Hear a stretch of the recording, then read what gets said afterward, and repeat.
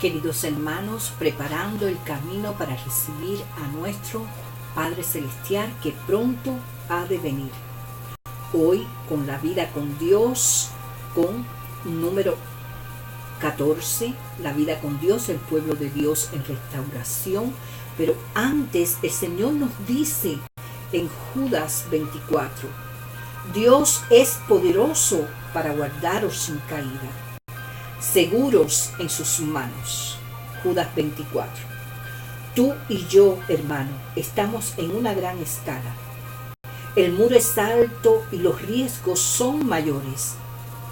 Diste el primer paso el día en que confesaste a Cristo como el Hijo de Dios. Él te entregó su amor, el Espíritu Santo. En tus manos puso una cuerda, su palabra.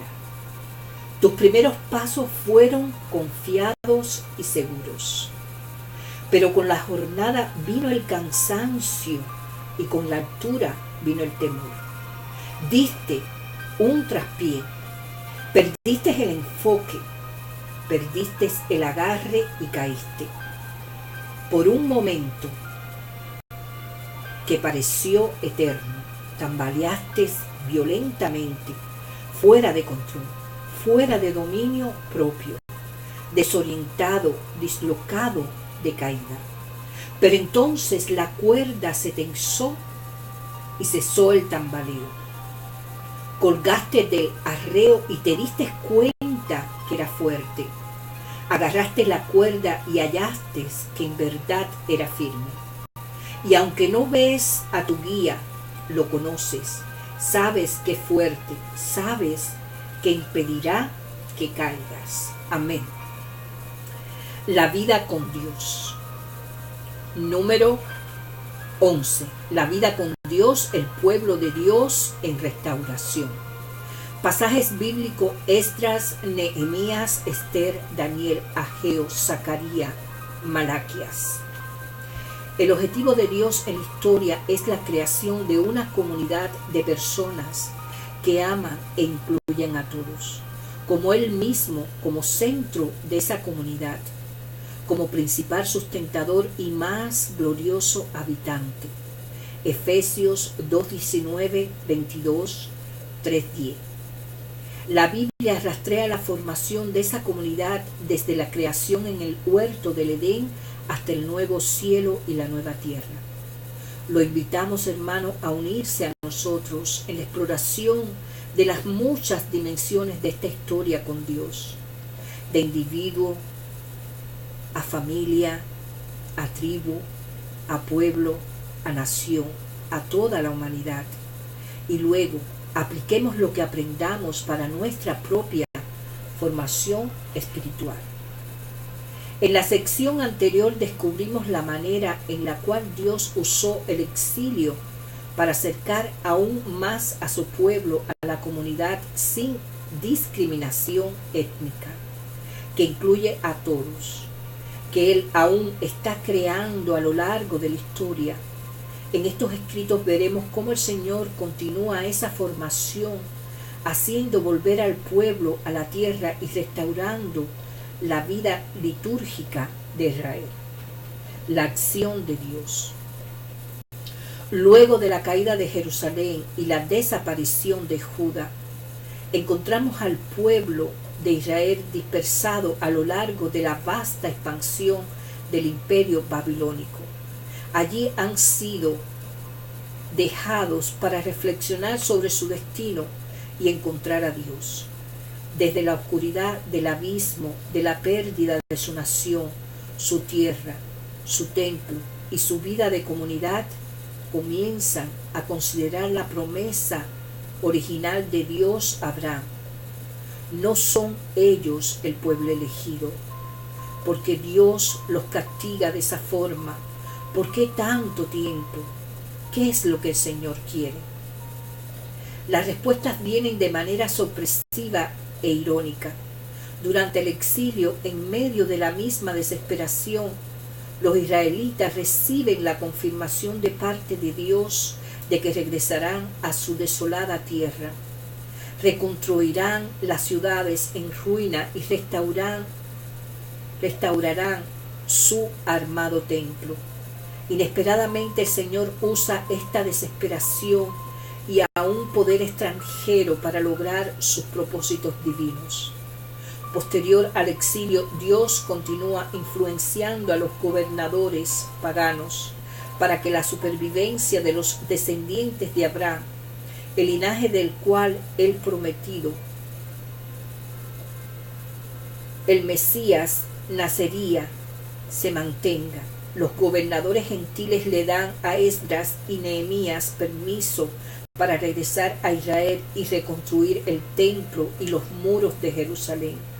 Esdras 1:1-4, Nehemías 2:1-9.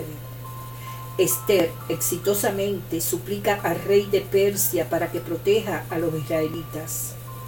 Séame dada mi vida por mi petición y mi pueblo por mi demanda. 7:3. A través de la generosidad y la bondad de los gobernadores extranjeros, los israelitas sobrevivieron y regresaron a su tierra para reconstruir el templo derrumbado y restaurar sus prácticas religiosas.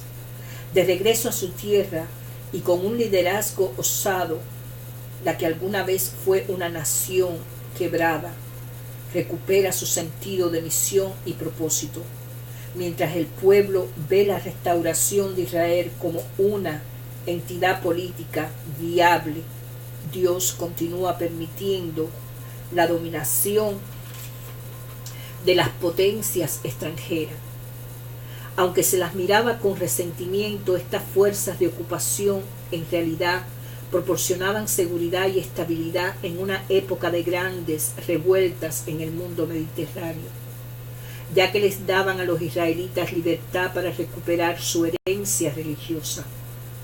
Por iniciativa de Dios se restaura la ley, el templo se edifica y el pueblo vuelve a encontrar la seguridad que buscaba desesperadamente. Ahora no en un ejército o una nación, sino en la fe en el Señor Dios el Todopoderoso. Dios, al llamar a Israel a regresar a la fidelidad, le ofrece el renovador poder de su perdón, el don gratuito de su gracia y la bendecida oportunidad de un nuevo comienzo. Luego de estar en su partida, en su patria, aún baja la dominación de potencias extranjeras. El Señor ordena que haya dos instituciones en el corazón de la vida religiosa judía: la sinagoga, donde los devotos seguidores de Dios pueden cultivar y expresar una fe sincera y permanente en Él, y el templo restaurado, donde los rituales diarios requeridos por la ley son las fuerzas guiadoras. En las aldeas, las sinagogas se transforman en el centro de adoración regular, local. De ellas se levantan rabinos, maestros que interpretan las escrituras y llegan a ser los conservadores de la cultura judía centrada en la Torá, y los fariseos, que representan la tradición más flexible en la sinagoga. A través de la institución del templo, el pueblo de Israel descubrió la seguridad de la continuidad con el pasado y la estabilidad del presente. Aquí es donde se celebran los días del peregrinaje, se restablecen las clases sacerdotales y florece la liturgia. Y un nuevo grupo, los saduceos, llegan a ser los indicadores de aquellos que creen que Dios puede ser adorado únicamente en Jerusalén. Buscan preservar la adoración en el templo, lo que generaciones de judíos devotos han trabajado con tanto empeño para recuperarla.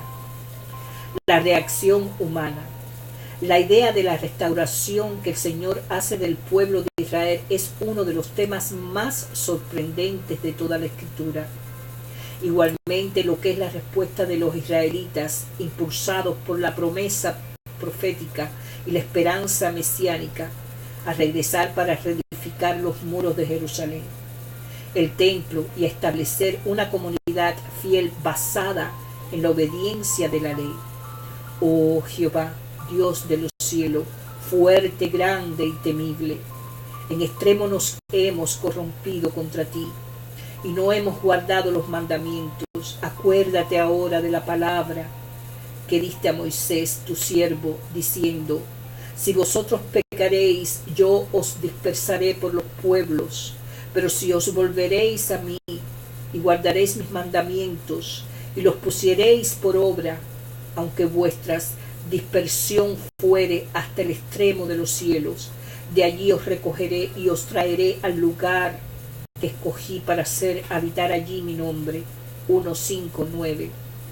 De la experiencia del exilio, los israelitas aprendieron a confiar en que Dios cumple con las promesas del pacto, restaura a su pueblo y remueve las paradojas de la historia. Llegaron a ver cómo, aunque la promesa de Dios no se evapora, puede quedar inactiva. Otra respuesta sorprendente es la fidelidad de los israelitas a la palabra de los profetas. Durante el exilio, el profeta Ezequiel requirió un nuevo orden, una comunidad santa en la cual un sacerdocio ordenado y una liturgia regulada permitieran recuperar el favor de Dios por la nación caída. Durante la restauración, los profetas miraron hacia atrás a la que Dios por la nación caída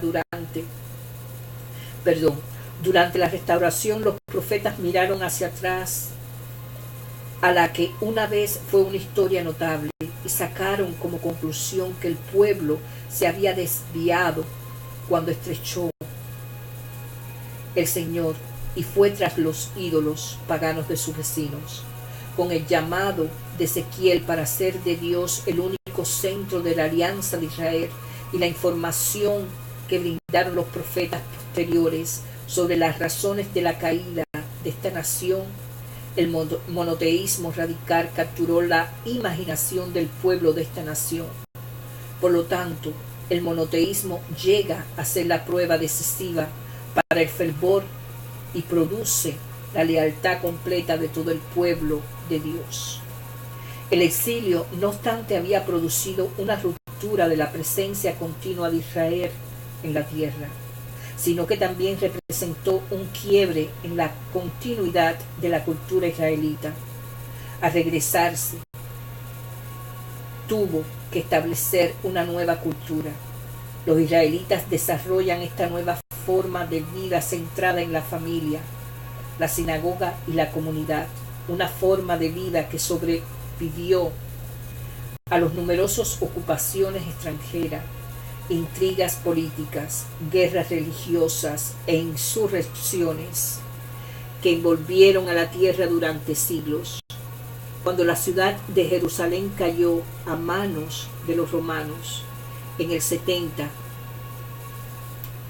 y los judíos se dispersaron por toda la cuenca del Mediterráneo, su cultura sobrevivió y aún florece. En la actualidad lo vemos en cada rincón de la tierra. También desde el oscuro abismo de la calamidad nacional y el exilio extranjero, Israel llegó a ver anticipadamente el amanecer de un día del Señor, un día en que el juicio apocalíptico de Dios vendrá a Israel. Será restaurado a su estatura original y grandeza. Finalmente, el pueblo de Israel abrazará los propósitos redentores del Señor para toda la historia. Una desventaja espiritual del exilio fue el endurecimiento de los corazones de los israelitas. Habían rechazado a Dios adorando a otros dioses y oprimiendo a los pobres. Este rechazo continuó después del exilio, pero de una manera diferente al concentrarse tan intensamente en la ley y su interpretación. Perdieron ese rasgo del Señor que siempre sale en busca de los otros. Incluye a todos, ama y redime. Esta aborreación llegó a transformarse en un sistema rígido de leyes y regulaciones concentradas en su propia supervivencia, más en una forma por medio de la que el pueblo puede entrar a una vida con Dios. Bendiciones y beneficios para nuestra formación. A través del proceso del exilio y restauración, los israelitas descubrieron que el Señor no está limitado a un tiempo particular o lugar específico. Él puede ser adorado en cualquier momento y lugar. Daniel entró en su casa, se arrodillaba 3 veces al día y oraba y daba gracias delante de su Dios. 6:10. Ellos aprendieron que el Señor no está lejano o apartado de la interacción con el mundo finito. Dios de este mundo, aunque existe de manera distinta, aunque los israelitas fueron forzados a vivir bajo la dominación de naciones extranjeras, el hecho de que fueran capaces de restablecer su fe religiosa deja inequivocadamente claro que una vida con el Señor no depende de gobiernos humanos. Los israelitas tuvieron que aprender esta lección de suma importancia a través de la tragedia del exilio. Como esperamos que nuestro aprendizaje sea menos destructivos. El período de restauración fue también precursor del mensaje posterior de Jesús sobre el reino de los cielos, un reino no material, sin fronteras. Daniel habló proféticamente de una piedra no cortada por manos humanas, una piedra que conquista a todos los gobiernos humanos, una piedra que fue hecha un gran monte que llenó toda la tierra. 2:34-35. Esta piedra viva, dice Pedro, es la principal piedra del ángulo, escogida, preciosa. El que creyere en él no será avergonzado. 1 Pedro 2:6. Jesucristo, la piedra viva, ha traído su reino invisible a la tierra bajo la forma de amor y poder, verdad y justicia. Un reino espiritual que está aquí ahora, pero que aún no se ha concretado completamente. Límites y limitaciones para nuestra formación, pero las limitaciones abundan. La preocupación con la pureza ritual durante este periodo crearon un violento retroceso tan insidioso como cualquier otra cosa experimentada durante el exilio. El divorcio y abandono de las esposas no judías, por ejemplo, no solamente creó una violación de la ley de Dios, sino también precipitó una crisis nacional. Nehemías exclamó: cuando oyeron pues la ley, separaron de Israel a todos los mezclados con extranjeros. Prevaricar contra vuestro Dios, tomando mujeres extranjeras. 13:3-27. Esta actitud proporciona el contexto para alguna de las enseñanzas más profundas de Jesús. También fue dicho: cualquiera que repudie a su mujer, dele carta de divorcio. Pero yo os digo que el que repudia a su mujer, a no ser por causa de fornicación, hace que ella adultere, y el que se casa con la repudiada comete adulterio. Mateos 5:31-32. Más adelante los israelitas descubrieron que tratar con entidades informales con frecuencia es más difícil que tratar con un gobierno formal. Aunque los persas ocuparon la tierra y le dieron a Nehemías el permiso oficial para regresar y reconstruir los muros de Jerusalén, los residentes locales y gobernadores resistían los esfuerzos israelitas. La situación llega a ser tan grave que la mitad trabajaba en la obra y la otra mitad tenía lanzas, escudos, arcos y corazas, y detrás de ellas estaban los jefes de toda la casa de Judá, porque edificaban en el muro los que acarreaban, y los que cargaban con una mano trabajaban en la obra, y en la otra tenían la espada. Nehemías 4:16-17. Su experiencia debería motivarnos a orar por la estabilidad de las naciones y por aquellos que están en puestos de autoridad en el gobierno. 1 Timoteo 2:2. Otra limitación aparece cuando los israelitas pierden el control de su destino y se transforman en rehenes a manos de las naciones ocupantes y de instituciones religiosas a las cuales nadie controla. Perder el control del propio destino suena extraño a muchos oídos, porque la libertad de hacer lo que deseamos o adorar cada vez que queremos está muy arraigado en nuestra alma.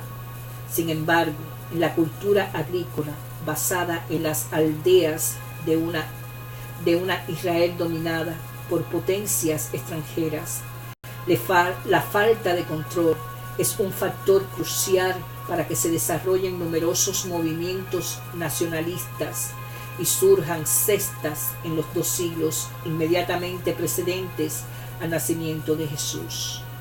Información e instrucciones para nuestra formación.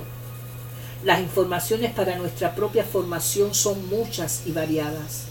Primero, debemos aprender a mirar a Dios y al futuro que Él tiene pensado para nuestro cuidado y seguridad, en vez de mirar a cualquier reino terrenal.